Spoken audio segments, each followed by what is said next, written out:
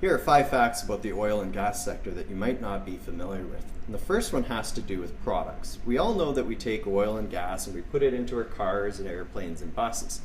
But what you might not know is that their oil and gas products are used for all kinds of different things that we don't even think about. For example, the plastics that go into our cell phones, those come from oil and gas. Some materials that go into aspirin and lipstick and shoes and kids' Legos. There's all kinds of things that we don't even think about.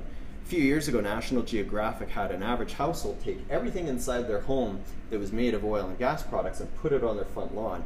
And it was amazing to see all these different things that you don't even think about. The second thing has to do with services, in particular government services that are funded by the oil and gas sector.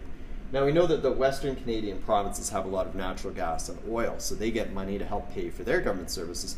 But actually, a lot of money, billions of dollars every year, comes from these provinces, and the federal government takes that and sprinkles it across the country to pay for health care and education, post-secondary education in provinces throughout the country that don't have a lot of oil and gas. So we all benefit from this sector.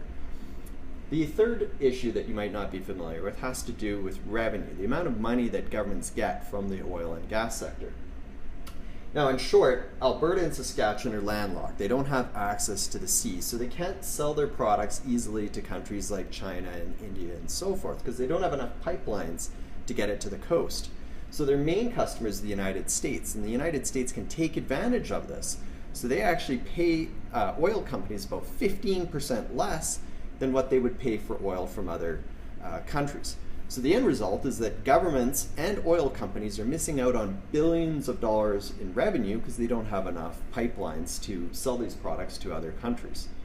Now, the fourth fact that you might not be familiar with has to do with the sources of the oil and gas that we use on a day-to-day basis. In short, Western Canada buys a lot of oil and gas from Western Canada, but Eastern Canada doesn't have enough access to these products because there's not enough pipelines to get it to them. So they end up importing billions of dollars in oil and gas each and every year from other countries.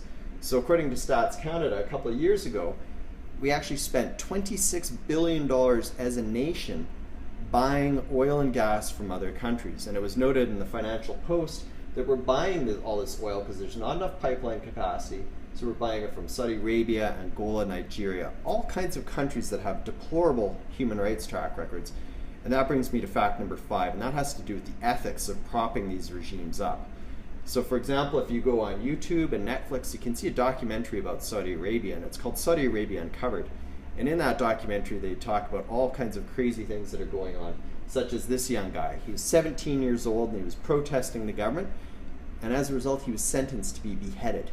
Pretty harsh sentence for a young 17-year-old. There's all kinds of other crazy things that are going on in that country.